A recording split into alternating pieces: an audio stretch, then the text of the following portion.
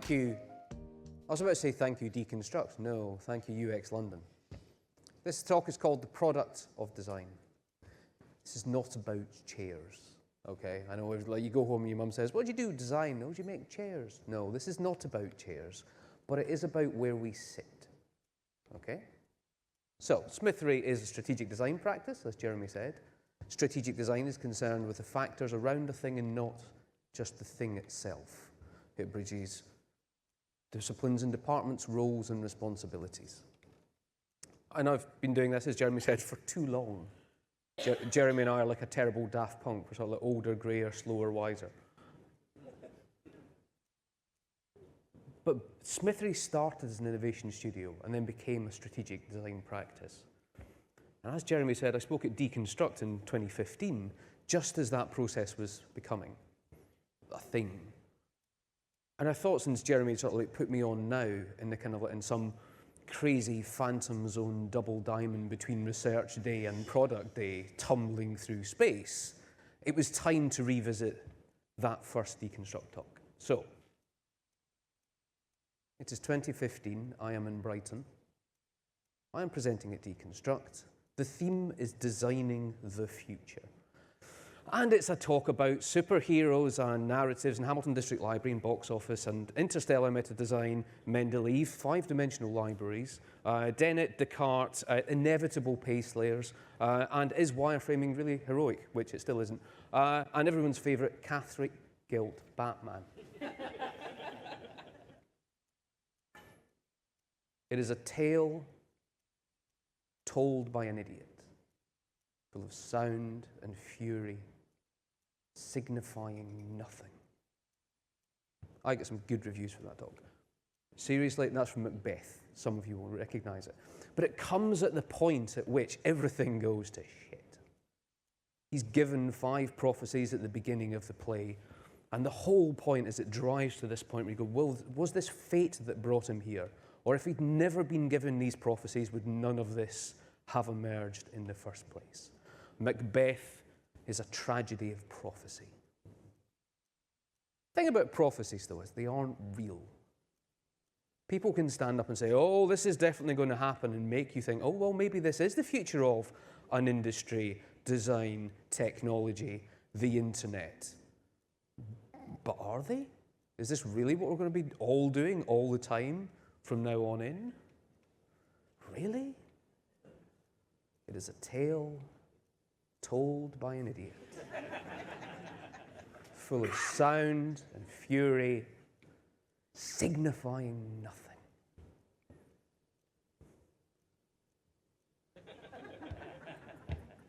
Tony Stark my arse.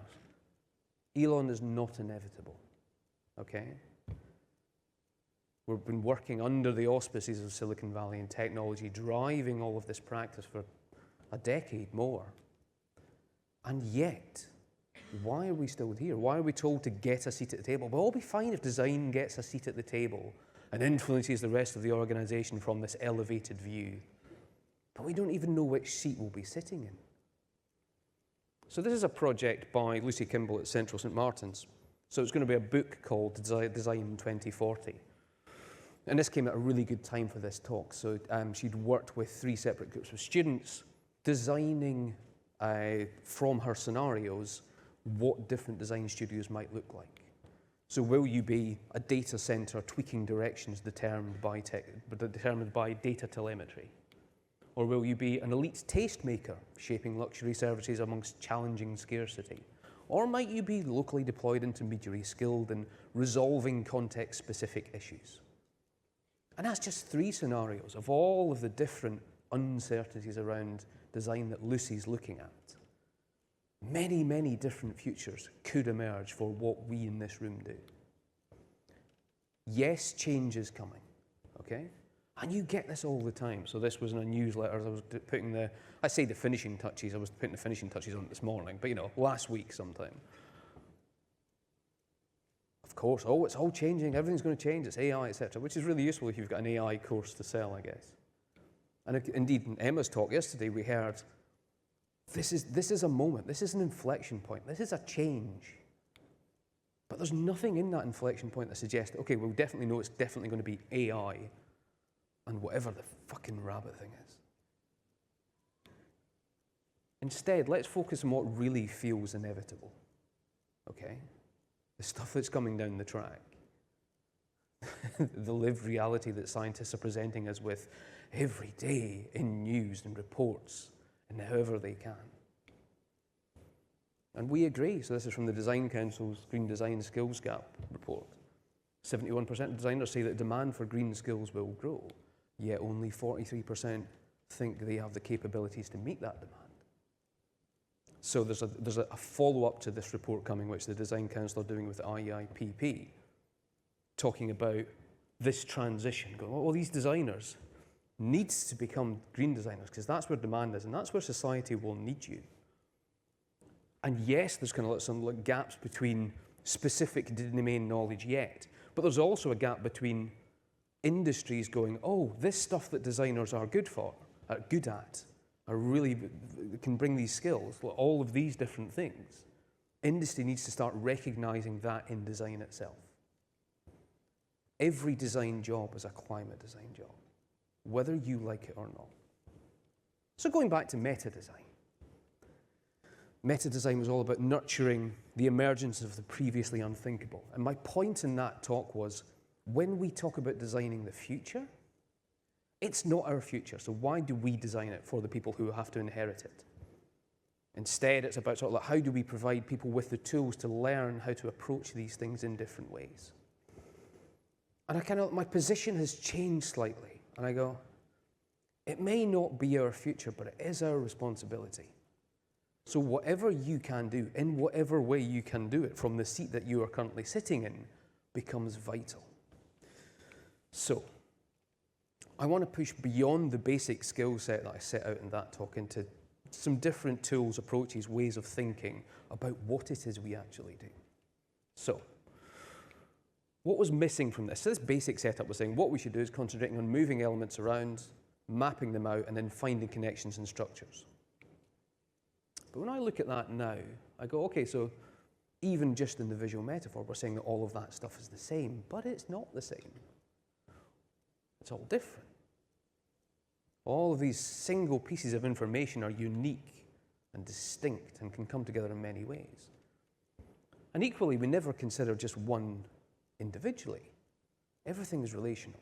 Everything is about how does all of this stuff mix and match with all of the different material and social dimensions around that.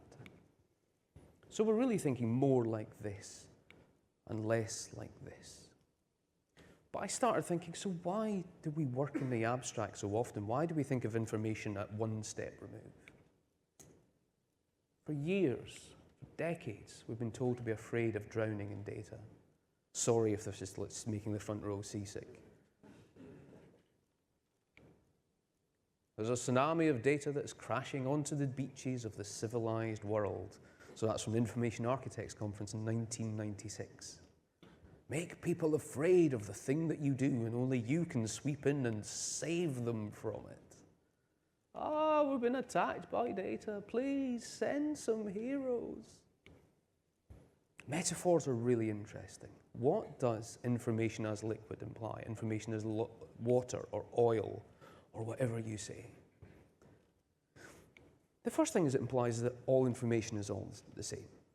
Every molecule of water is identical. Every molecule of oil is identical. It's just about a big stack of stuff, which then makes us primarily concerned with the storage of it, or containing it, or channeling it, pushing it through different ways. But that is not what information is like. Information is categorically different. It is the difference that makes a difference. That's what makes it information. So it's less important to think about where information is, and contained and stored and channeled and piped. And much more important to think about what it does. How does it affect individuals, groups, societies? It does things like create light bulb moments, or prompt flashes of inspiration, makes us long for new perspectives, helps us see the big picture. And even just those 4 metaphors and the language that we're paying attention to within that makes us go, oh, We talk like that all the time when it comes to information. We use this language to describe the things which are affecting our lives all the time. Information is like light, not liquid. Okay? It's 1 million pixels on a screen. It's not 1 million drops in a barrel. Just holding on to that, thinking, okay, so how do I change how we work with information? And all of the systems and stuff, which we have to sort of decide how the information appears to people and influences them and changes them. Because in a weird way, information is becoming harder to see with the rise of AI and machine learning and various different aspects. I find this weird. This is like Google DeepMind commissioning artists to show what's happening inside AI, rather than just showing people what's actually happening inside AI. It's sort of like, oh, we could interpret it in metaphor and just sort of like make it look pretty or complex or something, when really it's just 3 cats in a trench coat. Do you want to see the other cats?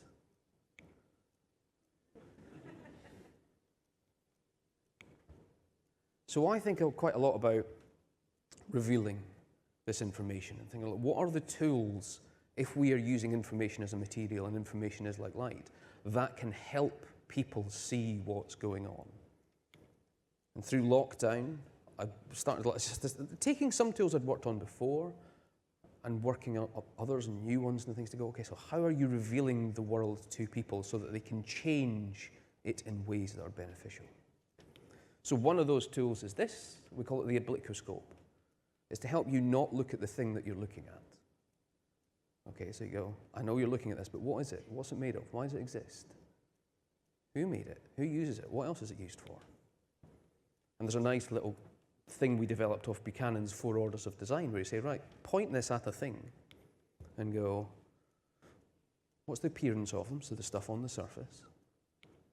What's the materials that they consist of? And think about where these came from.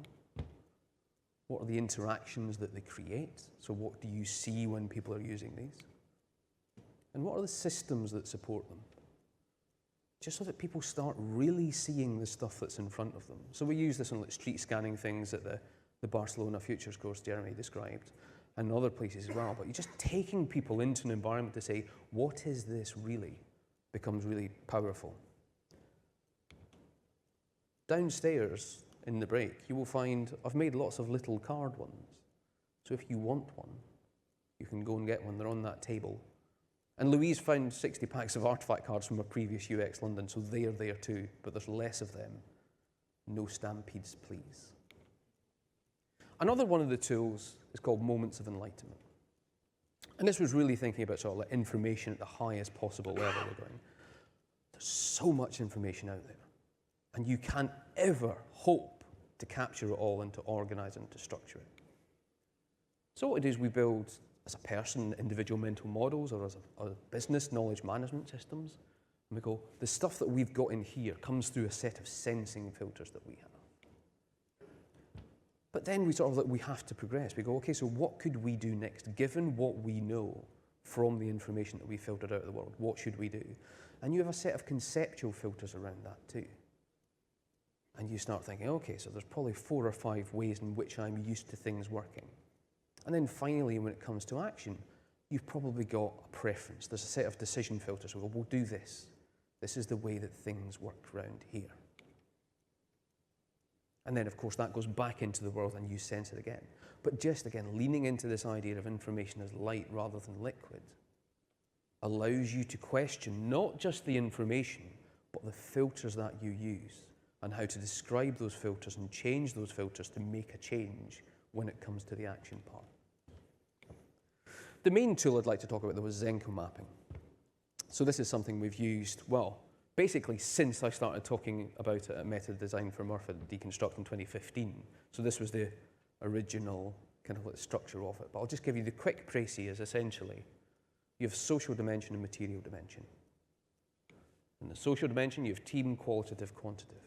So the team could just be you, or it could be sort of like the people you work closely with. You see the information in a project all the time, and you discuss it. But you by and large see everything. But you talk to other people. You talk to users, you talk to colleagues, you talk to journalists, you find other people to talk to, and you get qualitative information, but you cannot talk to everyone. And that's why we use quantitative data. Quantitative data is just behavior at scale. Then on the side, you have sketch, scaffold, structure, a simple design model that you go, are we at the sketch level? So just beginning to sort of draw those first inclinations of what this means. Are we at the scaffolding level? Are we thinking about how do we do this? Or are we up into the structure? We know what it is, and we bring it to life. And it's a model that takes time off the x-axis, basically, and allows you to flip through projects and go, how do we do the next right thing? How do we sort of like, yes, we've gone to talk to people, but that might send us straight back to the sketch thing. So we've just gone and talked to another department, and the thing was shit. That's fine. It's a very easy move to come back to that box and do it again. One thing that it's proved really useful for is analyzing these patterns at scale. So we think about instances. So we'll map projects with different teams and say, bring us a project, tell us about 5 interesting pivot points, and then we'll look at all of that behavior together. That allows you to see the issues, so you identify the problem spaces. And then finally, you go, okay, so what are the interventions by design or just deployment that we can say, we should put that here? And this comes together in a map, but it reveals the system so that you can change the system.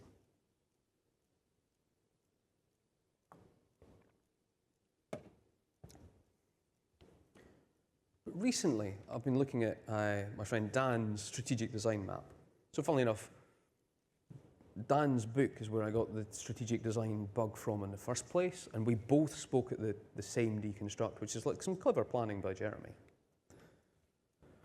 And I thought, well, you could take that model, where you're thinking going out from the thing to the place to the service and so on, and infuse it into this model so that we have this.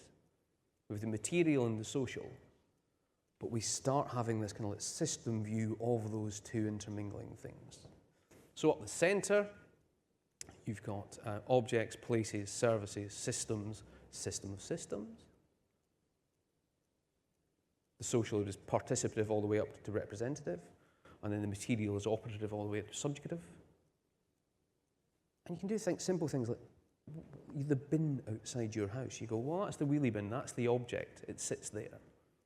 And of course, we've all got one on the street, and we talk to each other. If you've got any spare space in your bin, I can put stuff in there. But then you can start really getting into what are all the other things around this object. Because it's not just a bin on the street, is it? It's everything that sits beyond that, all the way up to the recycling movement of the last 40 years. This is what it looks like. It's a system map, but it's bound by an object perspective. So rather than a systems mapping approach, which can sprawl out everywhere and can be hard to see, this takes it and puts it at the perspective of an individual or a group of people and says, okay, so what is this thing really? And the further back it goes, the more opaque things become, because that's how life works as well. And I got really excited about this, because this is what a thing looks like. And it's important that we know what things look like. What are things? So, it's 2008. Bruno Latour is presenting at the Networks of Design in Falmouth, Cornwall. Was anybody there? I don't think so. The talk's called A Cautious Prometheus. In it, he refers to his work in talking about artifacts have become conceivable as complex assemblies of contradictory issues. This is a complex assembly of contradictory issues. This is beginning to realize what things are when we talk about the products that we design. It is all of this.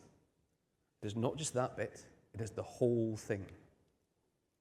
But if you can see a thing, you can start to change a thing. If you can reveal the thing to people, they can go, oh, hang on. What if this changed at this level, at this layer, with the social and the material dimension? Now when I think of this whole making things people want and making people want things, that's what I'm thinking of. I'm going, it's the complex assembly of contradictory issues. And the more people that can see the thing and what it might become, the more that becomes possible. So the more you can reveal that thing to everyone in an organization or a culture, you go, oh, actually, we'd rather that it looked like that. In short, show the thing. The thing is inseparable. It's always this. Show as much of the thing as possible. Show the whole thing. and then change the thing. Engage, unwind, infect, hijack, rewire. You as an activist designer going sort of like, it is my job to show it and then to help people change it. Show the thing, change the thing. Thing is, that doesn't sound like the work of superheroes, does it? It doesn't sound like grandiose and I am here to save everyone. I am Russell Crowe and Man of Steel. No, let's not do that impression again. That was last time. Latour mentions the 5 characteristics of design in that talk. Modest, humble practice, careful attention to detail, reveals a depth of meaning, grounded in observable reality, an honest view of ethics. This doesn't feel like the same thing that these guys are talking about. The first idea I sent over to Jeremy about this talk was this. With somewhat mundane powers comes a smidgen of responsibility. We all have somewhat mundane powers. You all work in strategic design, okay? You might just not know it yet. But what, John? What if I'm stuck just sitting here? And I go, I feel bound in the organization or the culture I'm in, or sort of into the service layer, and I can tinkle a little with the objects, and we by and large ignore the places. Part of the practice is going, show the thing to others. You go, yes, it's hard, yes, it's difficult work, but if it wasn't hard and it wasn't difficult work, somebody's done it already. This is on you. You have to reveal the thing to everyone you work with. Show the thing, change the thing. Reflecting on kind of like a lot of the projects, Jeremy mentioned some of them over years, it's kind of like that's what we're doing. We're showing people the whole thing, working with organizations and teams, going, what are we doing really? But I didn't want to give you another work case study because you're kind of like, you're so much more than your day job. Okay? So one of the things we've been doing is like just me and some friends from different places have gone, we're really interested in regenerative design, but we don't really know what it is. So we formed this thing called the Steps Collective, which essentially show the easy place to start. Because there's something in this regenerative movement, there's something here which is different from sustainable. So just beginning to say, what is the difference between the sustainable journey that a lot of businesses are on and an actual regenerative practice, and how might we get people not going the long way round? If you happen to be around next Friday and want to come to NEP for an experimental mapping workshop, we'd love to have you. But it's also making things like we made a regenerative design field kit. Yes, with the obliquoscope that I showed you before, but also with 40 questions, which have been taken from a matrix developed of the Design Council Systemic Design Framework of those 4 roles, and the 10 Cs from the RSA's Capabilities for the Future, just to ask pertinent questions about, if this is what this is now, what are the questions you have to ask about changing it in the future? But really, you can do even less than that. You can just start at home. This is our back garden when we moved into our new build house. And new build houses are usually barren from a wildlife perspective because the earth is totally scraped. It's like, no, we have to kill everything here so that we can build these houses and then some stuff might come back. So it made it really interesting when my friend Rob, who worked on this project called My Nature Watch Camera, which was a build a nature watch camera with your kids. And so we did, and we put it out in the garden. Go, brilliant, we're going to see some birds. Day 1, nothing. Day 2, nothing. Buy a bird feeder, nothing. Okay, because the whole landscape's been scraped. There's nothing alive there. So you start thinking again about the kind of like the system around the thing, and you go, oh, I wonder what birds like. I wonder what we have to do to kind of like to change and just like start taking out the turf over about a year and a half, just going, well, that could be there, and this could be here, and there needs more cover there. How can we build a pond? How do we bring more insect life in? And it works. So about a year and a half after that, birds. But then you go, that's one garden on the entire estate. All right? The birds don't go, well, we'll go to John's garden because that's good, and we'll just ignore all these other places, etc. That's not how nature works. So I thought, right, okay, so how do we do it? So I wrote a blog post because, you know, I'm 46 years old. I grew up on the internet. I blog things. But then did other silly things. Like, I bought lots of hedge whips on a discount sale, far too many for us, and just started giving them to neighbours. And just went, I've got too many of these, do you want some? And so other people would start planting little hedgerows and stuff on their gardens. Then we set up a WhatsApp group and just started sharing photos of the things that other people are seeing and going, oh, actually, I'm interested, even if I just want to loiter on the group and see the things which live on this estate. It makes people see the system. One weird thing that happened is Gardener's World found my blog post and said, could you make us a little UGC video? So I might be on Gardener's World. We'll see how that goes. I've never really watched Gardener's World, but that's nothing. But suddenly you go, we're beginning to reveal the whole system to everyone that we live beside, to think about the different dimensions around the actions that you can take and we can take together and how we can rewild this estate. Show the thing, change the thing. And then the most marvelous stuff starts happening. This is George. So George runs a little gardening company. He lives on the estate and he's been awarded the contract for doing all the estate gardens. And he was like, I might start leaving some of this stuff uncut for no more May. And if we'd just done that, they got into kind of like contractual discussions with the management company. But we thought, well, let's just show people what you're doing. The A4 piece of paper is the greatest piece of technology in the world ever. Come along, we'll tell you why this is being uncut and so on. And suddenly, the community sees itself and goes, oh, there's more people interested in this than I thought. But the decisions become visible. Why is this unmown? One of the guys that comes is Ray. Turns out Ray, who lives in the Estates, is one of the top 5 spider experts in the world. And so we go, I know. And so we go on a wander around the estate with Ray, making a map of all of the different things that we could see, should see, could change. Suddenly it becomes visible again. We're going, oh, that's interesting.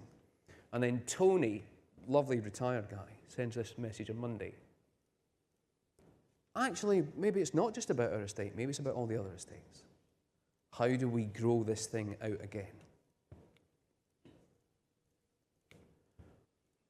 All of this Latourian design practice, okay, it's not about what we were given as an initial estate. And it's not about just following where people wanted to go. People have shaped that. And not me, just the people who are now doing the things on the estate that go, oh, it'd be interesting if we lived in a place like that. That's UX. And it's not just following the path that people have made. It's like, how do we encourage more people to make those paths? UX is useful experience from here on in. If not you, then who? And if not now, then when? Good, you've told me who and when. That makes a plan in your business, in your house, in your home, in your neighbourhood, wherever it happens to be. Show the thing, change the thing. Show the thing, change the thing. You are the product of design. You are the investment that industry and public sector have made over 15, 20, 30 years to have the skills to be able to meet these challenges. Because the ultimate hidden truth of the world is just something that we make and could just as easily make differently.